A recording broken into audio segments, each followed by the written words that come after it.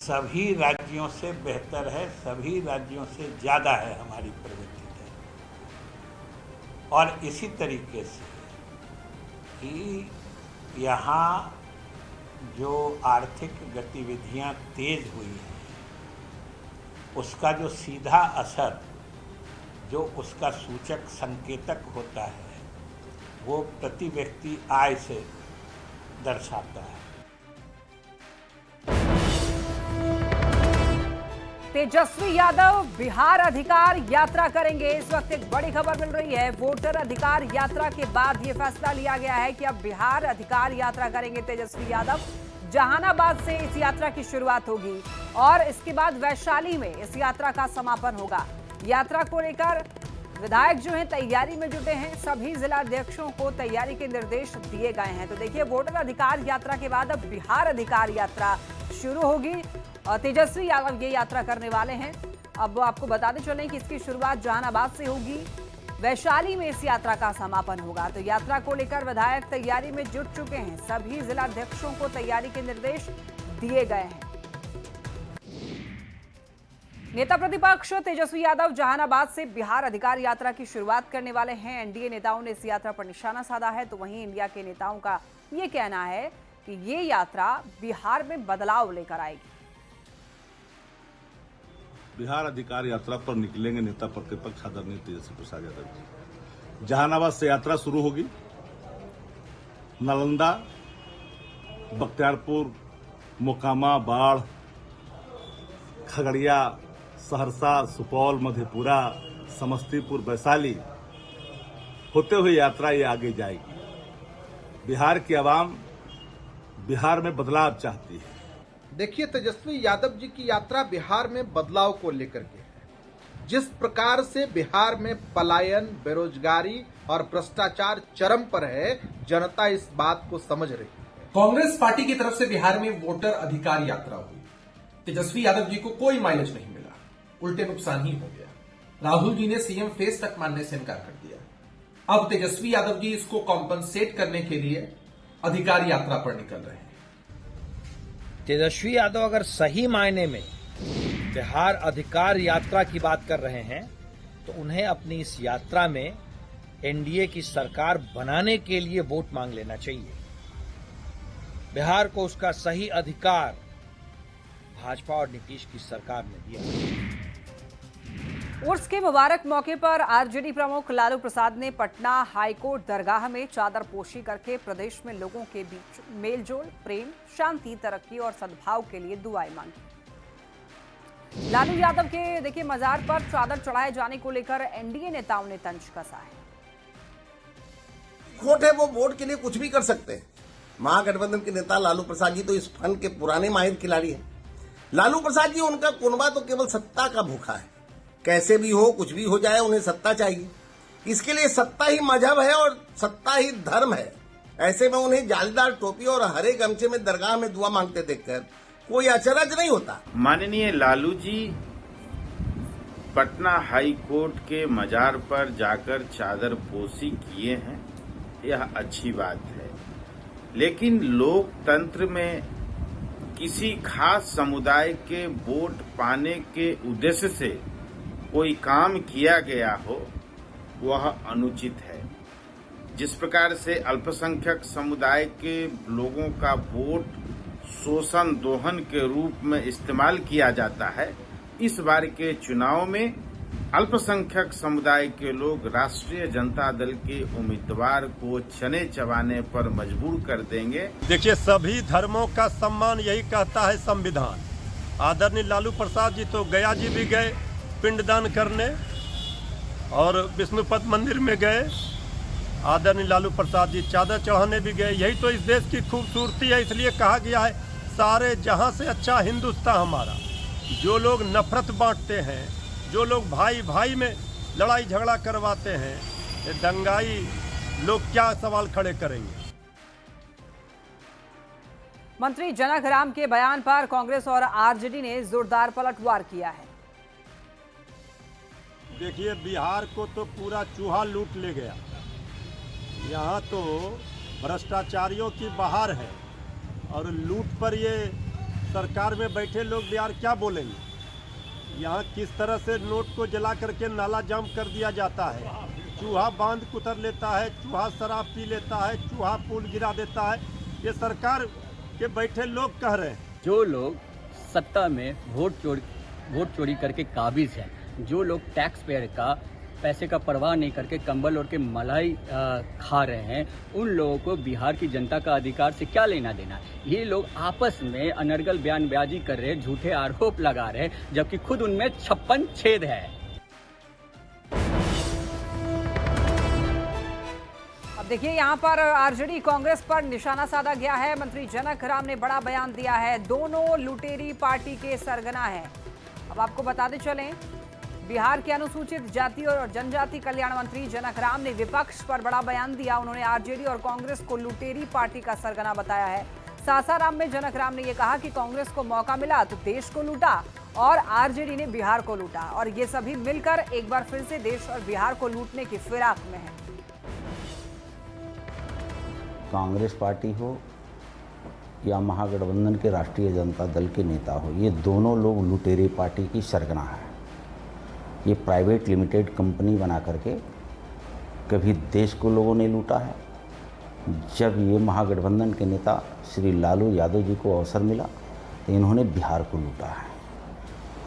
छोटे छोटे चोरी करने के लिए एक गिरोह होता है, और जब बड़ा डाका डालना होता है तो इन लोगों ने महागठबंधन का नाम दे करके देश के नागरिकों, बिहार की जनता को आंख में धूल झोंक करके फिर लूटने के लिए ये साजिश और षड्यंत्र करते हैं।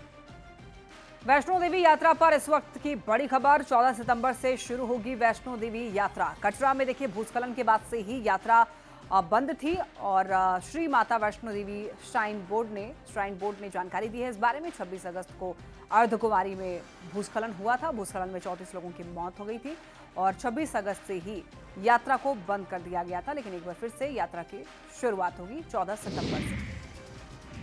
वृंदावन के बांके बिहारी मंदिर में वीवीआईपी दर्शन पर रोक लगा दी गई है। देखिए, सुप्रीम कोर्ट की ओर से बनाई कमेटी की बैठक में ये फैसला लिया गया। मंदिर में श्रद्धालुओं की सुविधा के लिए ये फैसला हुआ है, और इस फैसले के बाद अब सभी श्रद्धालुओं को समान रूप से दर्शन मिलेंगे। इसके अलावा मंदिर में मौजूदा सिक्योरिटी को बदलने का फैसला लिया गया है, और रिटायर्ड सैनिक वाली सिक्योरिटी तैनात होगी। कमेटी ने फैसला किया है कि गर्भगृह के बगल में बंद कमरा खोला जाएगा, और 15 दिन में संपत्ति की रिपोर्ट पेश होगी। बांके बिहारी मंदिर में बनी वीआईपी गैलरी हटेगी, और मंदिर 3 घंटे ज्यादा खुलेगा।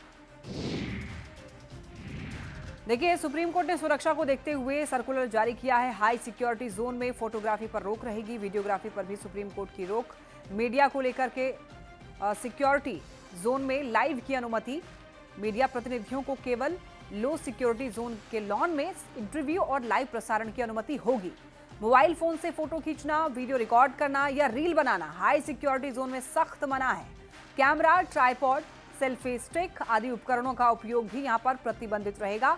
उल्लंघन पर कार्रवाई होगी, और अगर कोई वकील, इंटर्न या फिर लॉ क्लर्क नियमों का उल्लंघन करता है तो संबंधित बार एसोसिएशन या फिर स्टेट बार काउंसिल उनके खिलाफ कार्रवाई करेगी।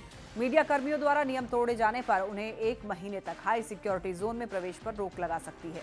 सुप्रीम कोर्ट के स्टाफ द्वारा नियम तोड़े जाने पर विभागीय अनुशासनात्मक कार्रवाई होगी। सुरक्षा कर्मियों को यह अधिकार होगा कि वो किसी भी व्यक्ति, चाहे वो वकील हो, स्टाफ हो या फिर कोई भी हो, फोटोग्राफी या वीडियोग्राफी से उन पर रोक रहेगी। उनको रोक सकते हैं वीडियोग्राफी करने से, फोटो लेने से। ये सर्कुलर सुप्रीम कोर्ट के सभी संबंधित अधिकारियों, बार एसोसिएशन, पुलिस और यहाँ पर CPW को भेजा गया है। मॉरिशस के प्रधानमंत्री नवीन चंद्र रामगुलाम ने रामनगरी अयोध्या जाकर के रामलला के दर्शन किए। नवीन चंद्र रामगुलाम ने अयोध्या पहुंचने पर उत्तर प्रदेश के सीएम योगी ने मॉरिशस के पीएम का स्वागत किया। नोएडा में ट्रैफिक सिपाही पर एक लड़के को पीटने का आरोप लगा है। युवक सिपाही से गुहार लगाता रहा, लेकिन सिपाही एक नहीं सुना और लड़के को पीटता रहा। सिपाही की करतूत सीसीटीवी कैमरे में कैद हुई है। अब मामले की जांच की जा रही है। सीपी राधाकृष्णन ने देश के 15वें उपराष्ट्रपति की शपथ ली। राष्ट्रपति भवन में आयोजित शपथ ग्रहण समारोह में राष्ट्रपति द्रौपदी मुर्मू ने उन्हें शपथ दिलाई। इस मौके पर पीएम मोदी, केंद्रीय गृह मंत्री अमित शाह, रक्षा मंत्री राजनाथ सिंह मौजूद रहे। इसके अलावा पूर्व राष्ट्रपति रामनाथ कोविंद, पूर्व उपराष्ट्रपति जगदीप धनखड़, एम वेंकैया नायडू भी वहां पर मौजूद रहे। उपराष्ट्रपति पद की शपथ लेने के बाद सीपी राधाकृष्णन राजघाट गए और उन्होंने महात्मा गांधी को श्रद्धांजलि दी।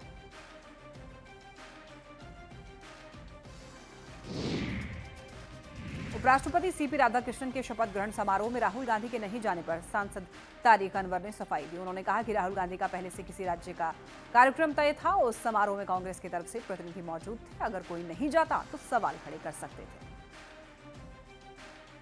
ये भी कोई इशू नहीं है, क्योंकि हमारे राष्ट्रीय अध्यक्ष कांग्रेस के खड़गे जी वहाँ मौजूद थे, जो विपक्ष के नेता भी हैं राज्यसभा में। तो एक तरह से पार्टी का जो प्रतिनिधित्व होना चाहिए, नुमाइंदगी होनी चाहिए, वो वहाँ मौजूद थी। और राहुल जी का जहाँ तक सवाल है, वो पहले से उनका कार्यक्रम बना हुआ था, अपना शेड्यूल उनका बना हुआ था। गोपालगंज में गंडक नदी का कटाव जारी है। कटाव से गोपालगंज बेतिया के बीच बने मंगलपुर पुल के अप्रोच सड़क पर खतरा बढ़ गया है। हालांकि जल संसाधन विभाग की टीम फ्लड फाइटिंग का कार्य करा रही है। डीएम लगातार इसकी मॉनिटरिंग कर रहे हैं। डीएम का ये कहना है कि सड़क और पुल को बचा लिया जाएगा।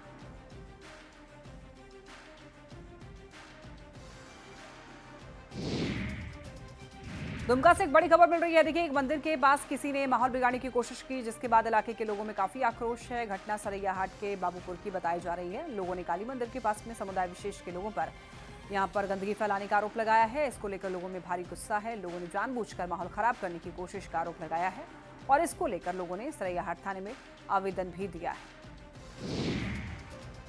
खबर सरायकेला के आदित्यपुर से, जहां पर लोन दिलाने के नाम पर एक युवती को बेचने का मामला सामने आया है और ये मामला करीब 1 साल पुराना है। लेकिन युवती के वापस लौटने पर इस बात का खुलासा हुआ है। आरोप यह है कि करीब 1 साल पहले एक युवती को लोन दिलाने के नाम पर राजस्थान ले जाकर के 1,20,000 रुपए में उसे बेच दिया गया। हालांकि इसमें युवती की शादी की भी बात सामने आ रही है। लेकिन फिलहाल मामला क्या है, पुलिस ने इस पूरे मामले की जाँच पड़ताल शुरू कर दी है। लोन देंगे बोल के मेरा लड़की को घर से बुलाकर आधार कार्ड बनवा के अस्पताल से राजस्थान में लेके बेच दिया। उसके बाद में हम लोग को कुछ पता नहीं। हम 2 बार जा के पूछे भी, जो मेरा लड़की कहाँ गई, तो वो बोली जो तेरा लड़की को हम लोग नहीं देखेंगे। और बाद में जाके देख रहे हैं, अभी कुछ दिन के बाद में 1 साल 2 महीना होने के बाद में मेरा लड़की, मेरा दामाद वापस आया।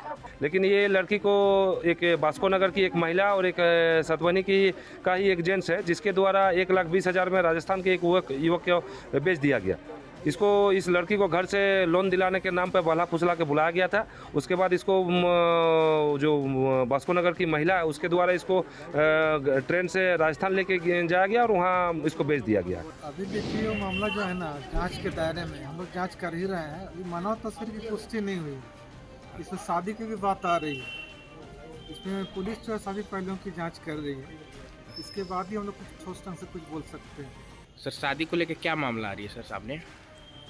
शादी की बात है कि लड़का इसे शादी करके राजस्थान ले गया है और इसमें जो है यहाँ सापड़ा में एक मंदिर में शादी की बात सामने आई है। साहिबगंज से खबर, जहां पर अपराधियों ने एक युवक की गोली मारकर हत्या कर दी। घटना मुफस्सिल थाना के महादेवगंज जयंती गांव की है। मृतक की पहचान राजकुमार यादव के रूप में हुई है। बताया जा रहा है राजकुमार यादव अपने घर के दरवाजे के सामने खड़ा था। अज्ञात अपराधी ने उसके सिर में गोली मार दी। उसकी हत्या हो गई और वहां से फरार हो गए अपराधी। पुलिस ने मौके से एक खोखा बरामद किया है।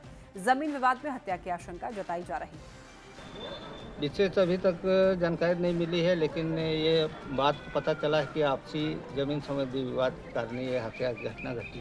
और बुलेट जो है किसके नाम पर कुछ दर्ज, उसका कुछ जानकारी अभी तक? जी नहीं, वो गोली जो मारा है उसका अग्रभाग को हम लोग कर रहे हैं बुलेट। ऐसी कोई गाड़ी वगैरह नहीं।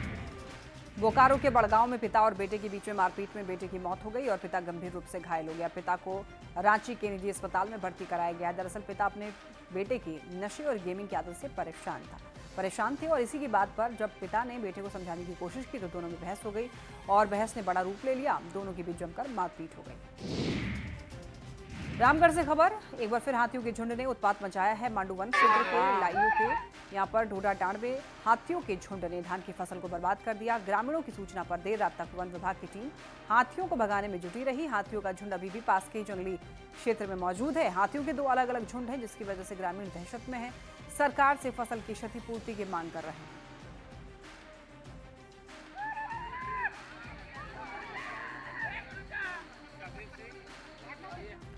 और इसी के साथ इस बुलेटिन